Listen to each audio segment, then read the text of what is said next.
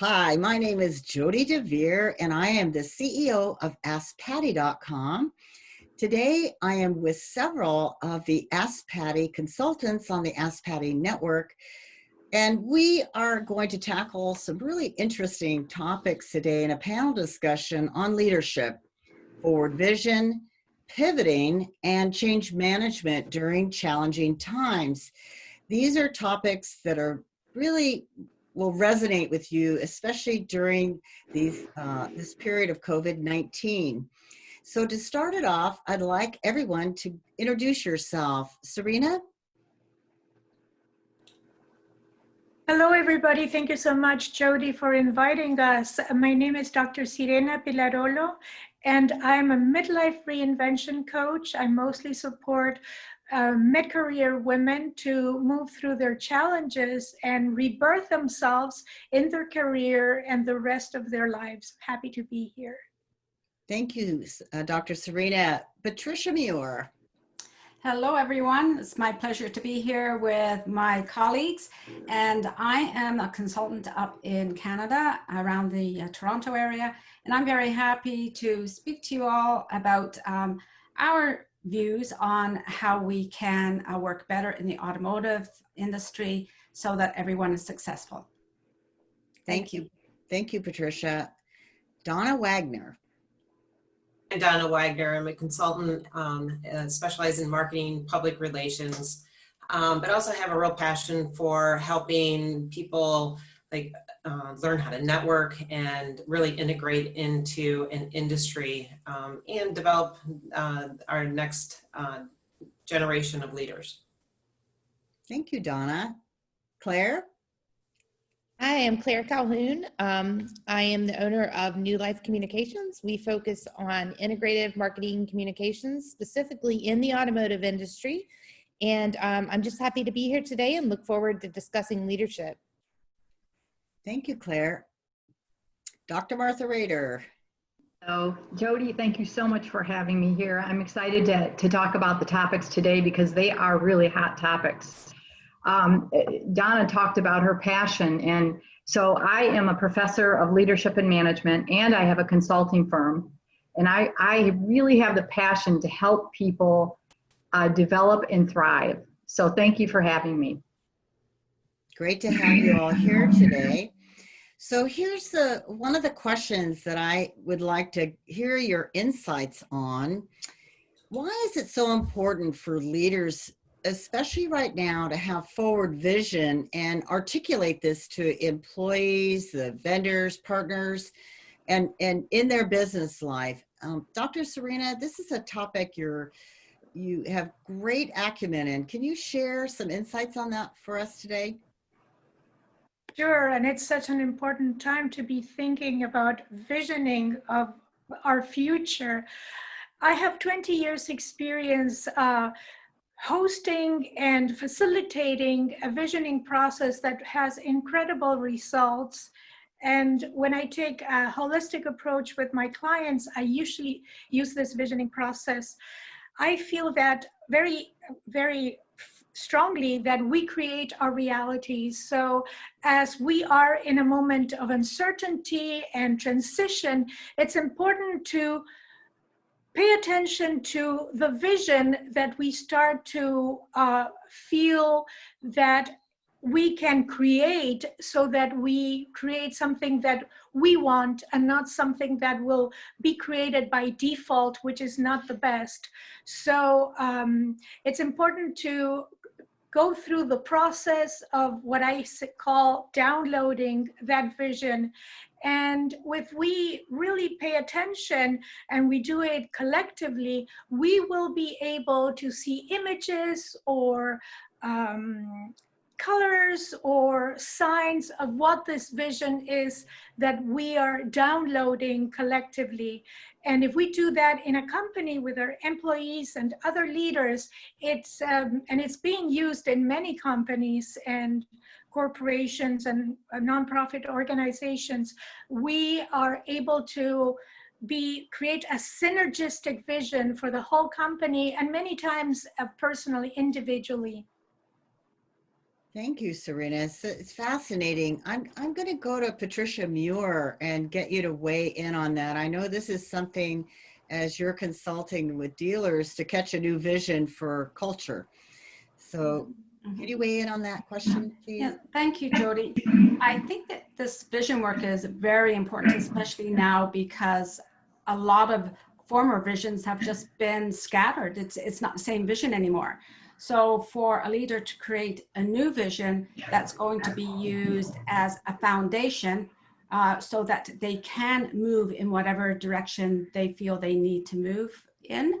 And so it's very important as well because there's no going back. So the leader needs to express a new vision. How are we going to move forward? And the moving forward, I think, is key because it's so easy for us to slip back into our old ways and they just won't work anymore. So I think it's important for the leader to express not just on their own executive team, but with their employees and their vendors, and even to let their clients know what their new vision is. It's not going to be the same as 6 months ago. So let's build up the excitement and get a new vision going. Thank you, Jody. Thank you. Donna. Well, it's a really good question. And, really communicating that vision helps employees understand that you do have a vision and that they have a future. And so your really good employees, you want to keep them. And so if they know that you have a vision and a plan, they're more likely to stay, especially in these uncertain times. It can also allow suppliers to help find better solutions for you. So if you're having a bit of a change to your vision, maybe you're changing your business a little bit, they may be able to help you find better solutions. And, overall, it really helps reduce stress among your partners, your employees, and your suppliers. Thank you, Donna. I want to comment too that right now people are looking to leaders to lead and to give them a vision for the future. And it's sort of like lining up the dominoes so they all fall down. If you can get your employees to catch your vision and your enthusiasm for the forward motion, I think it gives people something to focus on. And it allays a lot of anxiety. It's like, okay, I'm going to follow the leader, and they've given me a clear vision of what it's supposed to look like and be like, and I will follow. There's still a lot of people scrambling to understand what forward vision is. So, Claire, you want to touch on that? Yeah, I think it was really interesting, the idea of, taking a vision, not just a vision where we're going to write it down on paper, but bringing it from our heart and bringing up and out of how we can make a difference, how we can change our business to be successful. But then, I find it's very, very important with your team from the very top to the bottom, because folks need to understand what piece they're playing, what part they're playing, and why it's important, how that applies to the bigger goal. And then you get a lot more buy-in and a lot more support and success in what you're doing. And then when you look at vendors and suppliers and that sort of thing, if you've got a new vision, you need a little bit of a new network. And those folks can really help in bringing that network in that might help you moving closer to your vision. Great, thank you. Dr. Martha Rader. All really great points. Vision, mission, values, all are really critical to align people. And let's face it, if we leave it to other people, to our employees to determine what those are, as opposed to what we expect and what our vision is, then we're going to have some chaos. And right now, in these uncertain times with COVID-19 and much more than that, we've got racial uprising and all kinds of things happening out there. So that vision and those core values now are critical to our success. Claire and so did Dr. Sirena mention that getting everyone involved in this is really key, because if we're going to make some changes and we're going to go forward, everybody really needs to be involved because everyone has to buy in. So, you know, we're going to talk more about change later, so I'll leave it there, Jody. Thank you. Great. In fact, it's a great segue into the second question today, which is, what does it mean to pivot?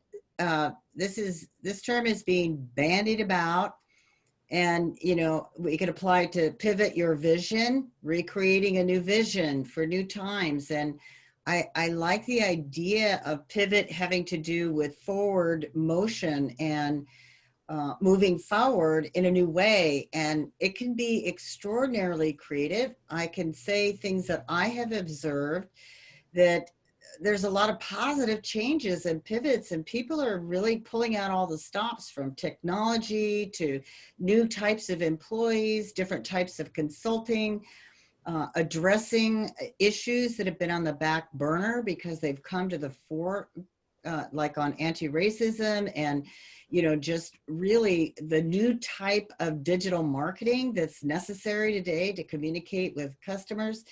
So I'd like you to talk about some of these pivots that are happening, any experience or things you've observed. And I'm going to call on Donna first, Donna Wagner, to comment on that.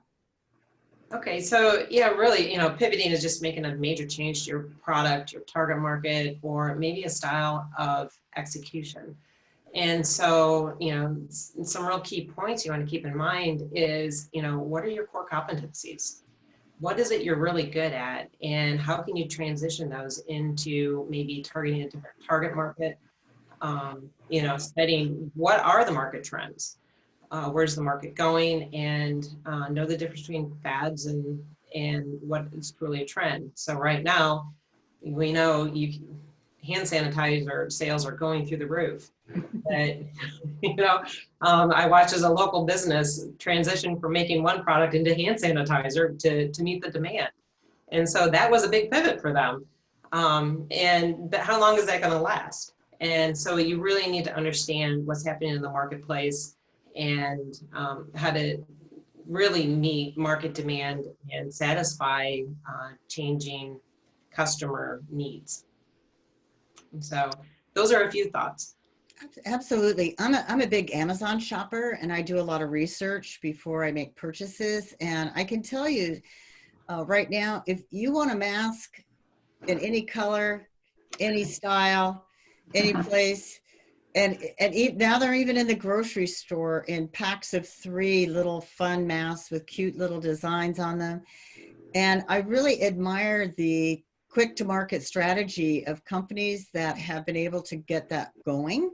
And also one technology that I've been very impressed with is the ability, since folks cannot shop and go measure, that you can 3D objects into, like I'm looking for a new desk right now, and on Amazon you can actually place it 3D in and to see how it will look in your room. And I really think that addressing these, you know, really understanding, well, what do people need right now, and how can I help their shopping experience improve, or how can I help a company improve communication with employees that have a lot of, you know, people still working from home. So I'm going to call on Patricia because I think you have some creative ideas along those lines. Go ahead. Well, whenever I think of pivot, I think of a basketball player, like when they stand on the court and they pivot. At some point, there has to be a leap forward. I loved what Donna was saying. She really made me think when she said, like, some of these things are trends, and you still have to keep an eye on what the trends are, because you can pivot one way when maybe the action's going the other way. So I feel that's very important. Like the way I look at the changes we're going through now from my quality background, it's not about pivoting, it's about recalibrating and looking at how we can get to where we need to get to by looking at everything that's out there rather than just a one-way pivot. And one great example that I heard about with repivot or to pivot is the AI industry has really made a leap because of our time on Zoom. They are coming out with artificial intelligence like the virtual meeting rooms where you are actually in the room with people and you can shake hands virtually with people. They did not pivot. They had the solution all along. They found the opportunity and they jumped at it. And I think that's what we need to do at the moment. Thank you, Jody.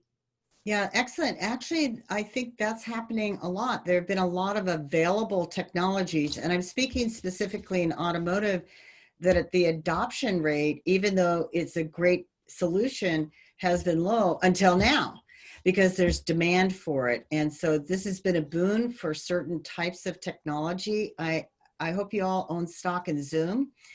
Other webinar technologies. I've become a bit of a Zoomer myself. So let's hear from Claire on this topic. Thanks, Jody.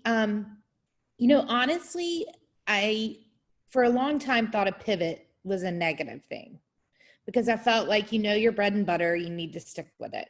And going through the changes recently and a lot of changes in my life over the past few years, I have realized that a pivot is not a negative. A pivot is a positive, and you can keep your core while looking at other opportunities. Speaking to what Donna said about trends, I think is key. And I think that's where I was kind of getting the negative vibe of, you don't want to just jump on the bandwagon. You want to make sure it's really the right fit for you. And I had two really good examples. I'm working with a client right now that does automotive reconditioning.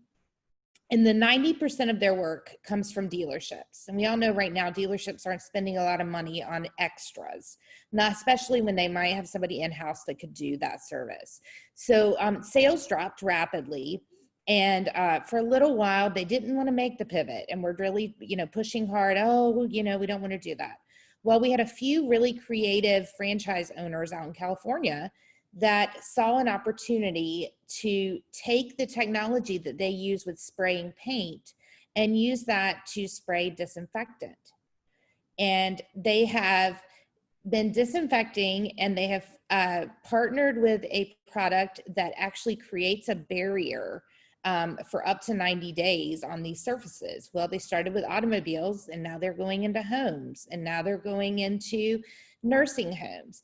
And so they've been able to take a skill set that they had and use it to fit the needs. But at the same time, they've also continued to do their bread and butter service, but focusing more on retail work with the one-on-one customer versus a dealership. And we've had a lot of success. We've had some growing pains, but it's been a good thing for these guys, and I feel like it was a really creative way to go. And it's something they can continue to offer, especially to hospitals, schools, nursing homes, even when the environment changes. The second quick example I wanted to give is I teach at a traditional university where we meet face-to-face. And so this has been a very difficult transition for these folks. They do not want to give up their face-to-face teaching because of money.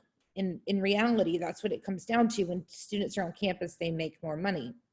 And then, a lot of the professors feel like they're not getting the same experience and this, that, and the other. And it has been a difficult change.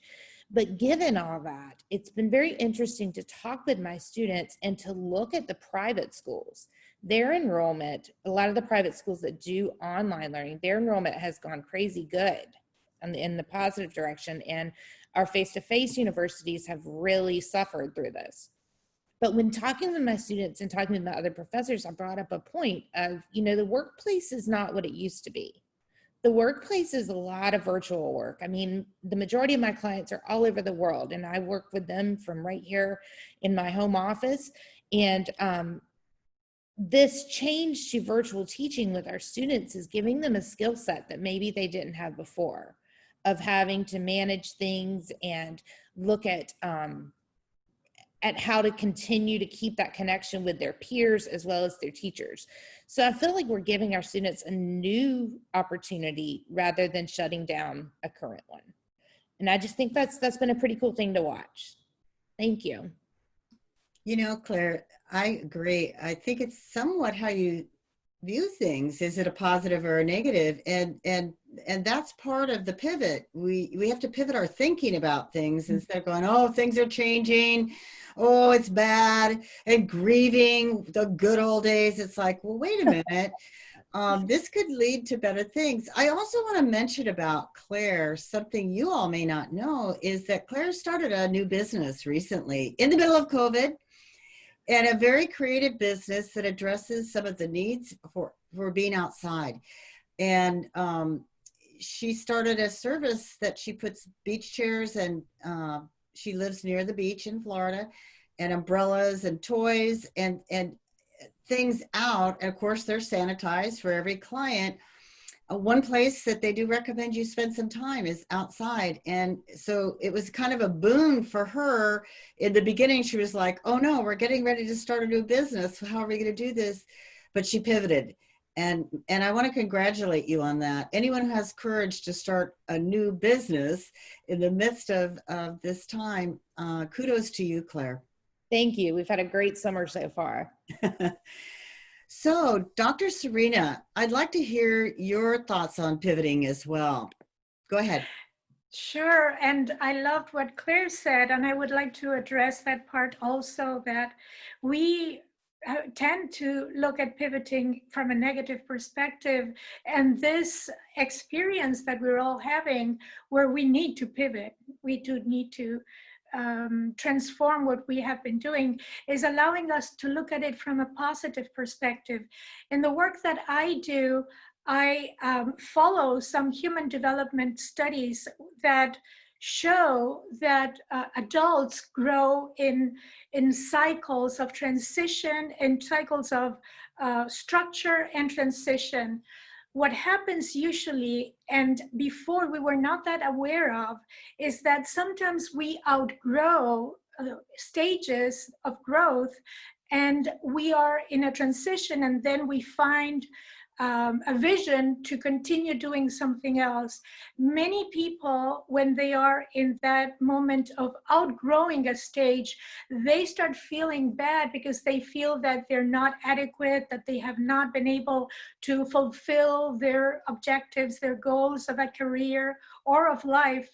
And it's actually a very common cycle to outgrow stages, as I said, and move on. So I think it's a fantastic opportunity for us as a humanity and ourselves as leaders to really set the example of embracing this pivoting time with creativity and joy, because it's an opportunity to grow, for all of us to grow and to continue to unfold as a humanity. Thank you, Dr. Sirena. Excellent. I love how you articulate these transitions, and that it's okay. Okay, it's normal to go through transitions, and to only stay sad for a bit and then envision and move forward. I love that. We're going to talk now a little bit more about giving tips and on how to manage change and manage employees during transition. And Dr. Martha Rader and Dr. Sirena both have a couple of slides they're going to share, and then we're going to talk about those because they're really great learning tools and tips on identifying what the stages are and how to move through them. So I'm going to ask Dr. Martha Rader to share her screen and her slide and talk us through it. Go ahead. Okay, thank you. Before I share my slide, I just want to talk a little bit about a few tips. So we talked about pivoting, we talked about vision, and so right now we're in this crisis, and so we're, for the most part, forced to do that. We have to do something, we have to change to move forward. So if you think about forward thinking and forward thinkers that are out there, those are people who are thinking all the time about what's the next move, what do we do next to pivot when we're not in crisis mode. And so several tips. If you're not a forward thinker, here's 3 things I'd like you to think about asking yourself. And that is, what will happen if I don't make any changes over the next 2 years? What's the worst thing that could happen? What will happen if my competition makes those changes and I don't? You see, we stall. We don't want to change. We're not comfortable with change. The only human that really likes change is a wet baby. And so, it's uncomfortable. But there are stages of change that have been proven to be really helpful in helping people move through change. Change doesn't happen in a vacuum. We can't just tell people to change. They have to be willing participants in change. And so we as leaders think that, well, we're the owner, we're the top dogs, we can tell the people how to change. It's not going to happen. People resist, and we need them. So I'm just going to share my screen with you and a model by John Cotter, who is a change guru and a professor, and we'll go through that model.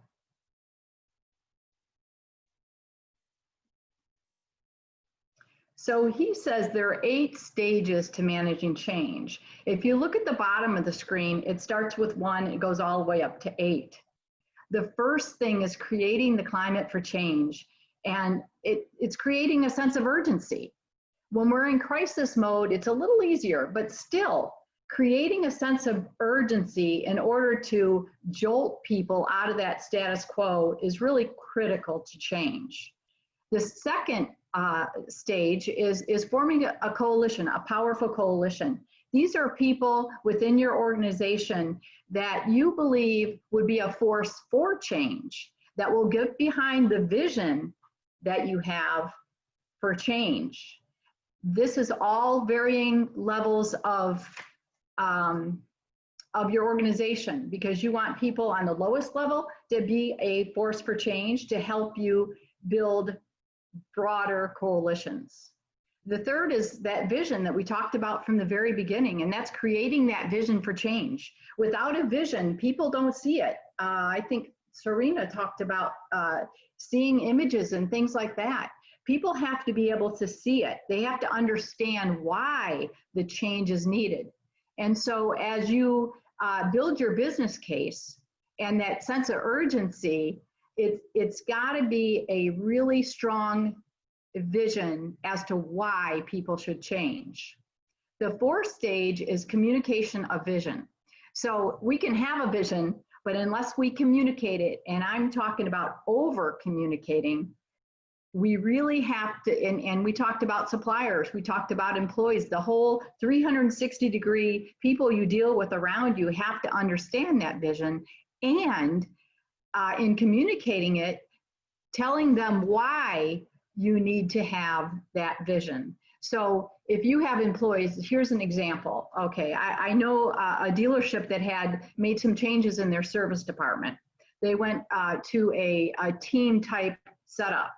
All of the service department rebelled. So what they did is they told them, listen, this is why we should do it this way.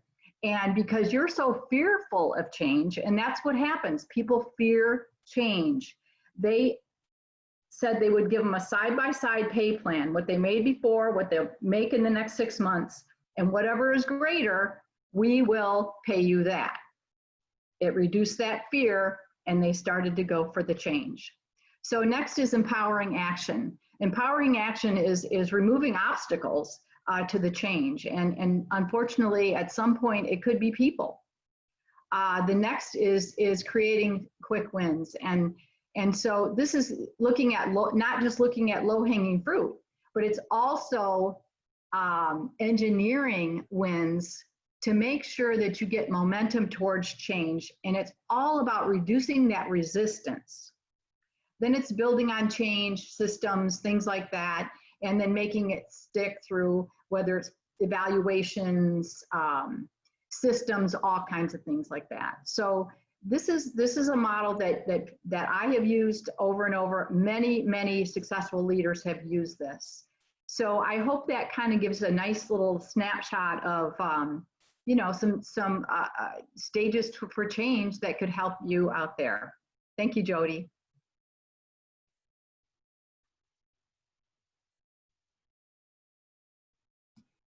Thank you, Martha. That was excellent. Really kind of punctuated a lot of what we've already talked about. Can you stop sharing your screen? And I'm going to ask Sirena. She also has a model, I think we're almost all familiar with it, that talks about more transition. And it's a really interesting way to look at communicating and managing change in organizations and personally for that matter. Go ahead, Sirena. Thank you. And I think that this model that's based on Rick Hansen, a career coach, he was my coach for some time, and I got certified to use this MAAP, is very complementary to what Martha presented. So it's more a model based on transitions of consciousness, changes in consciousness. And it's based on the cycles of the seasons. We usually start out with the summer. It's a time when most people are not in transition because it's a time where we find a fit in the world, where things are going very well, we're growing, we're learning. And when we get to the balance point of this time of summer, there is that disappointment that takes us into the fall that we have outgrown the summer. When I work with my clients, I usually start with the summer because remembering a past summer in their lives gives my clients the boost to really feel empowered to go through these seasons of fall and winter and to catch a new fire to move into the reinvention of spring. So I usually give them, they usually create for themselves an avatar, a name that they will identify with and where they will make their decisions from. The fall is a time of completion, a time where they're still in a structure, in a life structure, but where they're getting ready to go into the winter.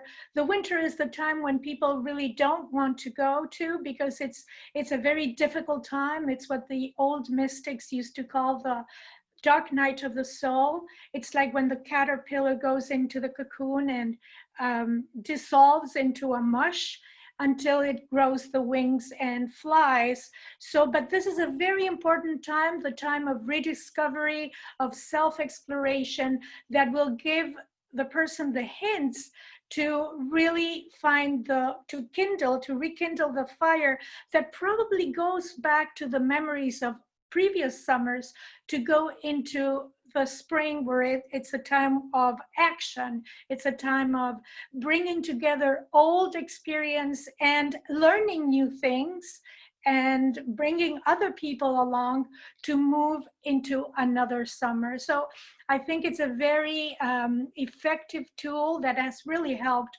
a lot of my clients. You know, Dr. Sirena has just given a very brief overview, and I can say that we did a webinar together on this, which was much more lengthy, and it's really a fascinating exercise. And while we went through it, I felt this was something that right now companies could really use to explore with their leadership team. Where are we? Are we in summer, fall, winter, spring? What do we need to do as a team? Because one of the things that I also see happening in businesses is that everybody is in a different place, and there's a lot of pulling apart of organizations because people are not on the same page. I hate to use that term, but this helps identify and how the summer folks can help pull along the fall and winter folks into that spring, that time. Because in winter, I know this personally and professionally, COVID has been great for me because it was a time where things slowed down and I was able to plant new seeds because things are still growing in the winter, even if you can't see them. And I do think during COVID, there's going to be a lot of new birth in spring and summer as the creative seeds are given new life in our industry and in us professionally and personally. So I love this. I highly recommend reaching out to Dr. Sirena and utilizing this as a guide for change, along with the others in our group, like Dr. Martha Rader, who are experienced in really helping companies move through transitions and change, and not just during COVID, but it should be done on an ongoing basis. Stagnant is bad, and so I highly recommend it. So would anyone else like to weigh in on these two slides? I'm going to ask for Donna to comment on these really amazing. Thank you both, Dr. Martha Rader and Dr. Sirena. Yeah, those are two excellent slides, and they bring out a really, a lot of really good points. And, a big thing with organizations is just really that communication and being very clear and honest and transparent in your communications and setting the expectations. So, as you go through those seasons and as an organization, what's the end goal? What exactly are you looking for? You can tell employees what actions to take, but if they don't understand the end goal, they may not buy into your new vision and that change. And so if you can be very clear about what your expectations are. So, for example, you may be moving to more of a customer-centric type organization, and then live that change. So, if you're being very specific about it and you're living that change and taking the time in your work life as the leader to live that change, maybe you change meetings so that the customer is the first topic of the first item on the agenda. It makes it real clear that you're living that change, and then at the end of the day, what's in it for the employee? How will they benefit from this? And and how will they measure that change, and what will be that end result? So those are a few thoughts. Excellent, Donna. Patricia, I'd like you to comment. I also would like you to comment on, right now is an opportunity, I look at that way, because many people were laid off, to bring back the right people. And I know in the dealership world in which you work, you've experienced some of that at the dealerships that you're currently working with. Can you speak to that? Well, one thing I can speak to specifically is when a dealership has lost an employee or has lost an employee to COVID, and what that does to all the employees who worked with that person, and what needs to be done to bring everyone to a point like that they still need to grieve, but they need to grieve as a team, and they need to be able to understand, like the work that I do is in the emotional intelligence part of leading. And the empathy is just so important at this time for a leader. And I just want to go back to something that Dr. Martha said about, providing or creating the small wins. And it's not just about creating the small wins, it's about celebrating those small wins, because there hasn't been much for them to celebrate, especially when they lose their colleagues. They have to bring on a new person, and that person has to learn how that team functions. And that's a difficult position for someone to go in and replace someone who has passed away. But those small wins also, what we've seen in the past is wins when we go through change management. When we celebrate wins, it's at the end of the project. When we have a big celebration, a party or something like that. And I speak to the leaders that I work with about taking the opportunity to celebrate every win at the moment and multiple times. It's a daily communication. This is how we're doing now. We are winning this. And Jody, you inspired me when you talked about the seeds are growing in the winter. We know that. And if we're in the winter now, there's lots of ways we can plant seeds. And when spring comes and those crocuses come up, we'll all be feeling a lot better and ready to go on. Thank you for the opportunity to speak on that. Thank you, Patricia. I just had my vehicle brought in for service, And like many consumers, because of COVID, I waited. It was a pretty major repair. They've had my vehicle for 6 days now. I'll get to pick it up today. It's important to note that when I was greeted with a mask and all the safety precautions in passing, my service advisor said, yeah, it's just great to be back to work. I've been out of work for 3 months due to COVID, and my heart, it squeezed my heart.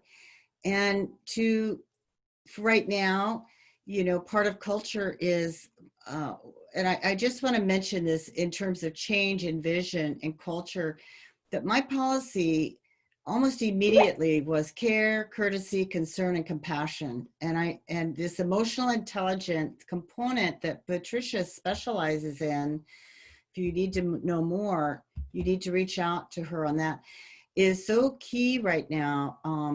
Yes, we need to have business done, but with these principles in mind, I think it's going to help retain and attract the right employees and develop really superb leaders to carry the business forward. Claire, I haven't forgotten about you. You want to wrap us up with your comments? Sure thing. You know, I really liked everything on all the slides, but what really stood out to me was creating that group of basically cheerleaders. Anytime I have to help move a change forward, anytime I have a client come to me with a new product or a change or a way, something they want to offer, my first question is, how have you marketed this internally? Anything that you want to share externally has to be, you have to apply the same marketing skills and PR skills internally in order to have those folks on board with any change you're going to see. Again, I'll go back quickly to the university level. Our dean this year communicated with us every week throughout the summer. Teachers do not have to work during the summer at our school. And he took the time every week to be very transparent. But it was also very obvious that there were folks he had spoken to ahead of time to help clap, clap, clap, encourage, and also, you know, support that with emails, support that with, you know, celebrating things that folks had done, highlighting changes that people had made. And the buy-in, even from some of the folks that aren't coming back in the fall, was just tremendous. And, you know, like I said, anytime you have a change, again, these folks out in California doing the disinfection, the whole franchise system isn't quite getting it, but we're making sure to share those small successes and create a little cheerleading group that can help push the agenda forward. So my big thing would just be, remember, anytime we're going through change, that it's important to market internally as well as externally. That's an excellent point. I have seen companies launch new products that employees didn't even know they were launching. Not a good plan. Not a good plan. Very good point. Does anyone want to make any final remarks? We're getting close to the end of this really fascinating discussion. Does anyone have any final comments? Just raise your hand. Otherwise, yes, Martha, go ahead.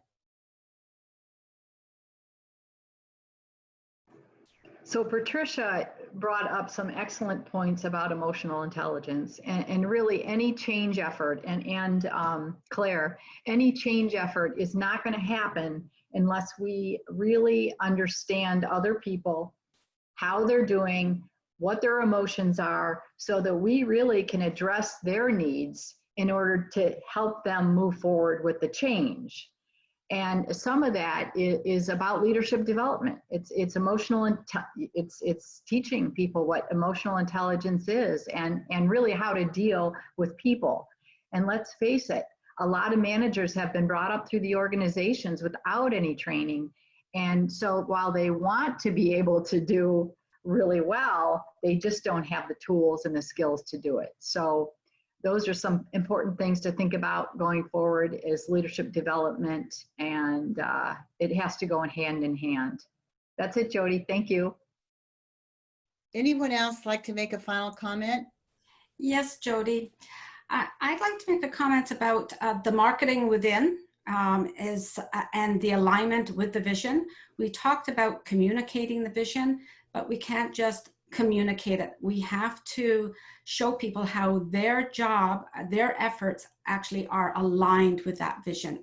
Otherwise, the vision is just this high level thing, and it sounds then like it is a pitch rather than something that you really want to live. Thank you. Thank you. Yeah, it was explained to me once that a vision is like before you build a house, you have a very detailed plan of where every screw, bolt, window, and how it's going to be put in, and the team to do it. You don't just think about the house without all those details, how to lay the foundation and the right workers to come in and do that work. And so visions also have to come with elaborate, detailed plans that include everyone and are communicated.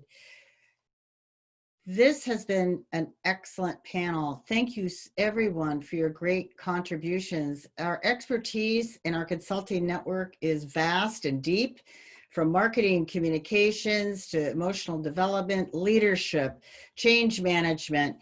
We really cover a lot of needs for companies and individuals professionally. So if you're interested in talking to one of the AskPatty consultants, you can find us and contact us on the AskPatty.com site under consultants in the top navigation, or you can reach out to me, Jody DeVere, CEO of AskPatty. Thank you, everyone. This has been an excellent panel.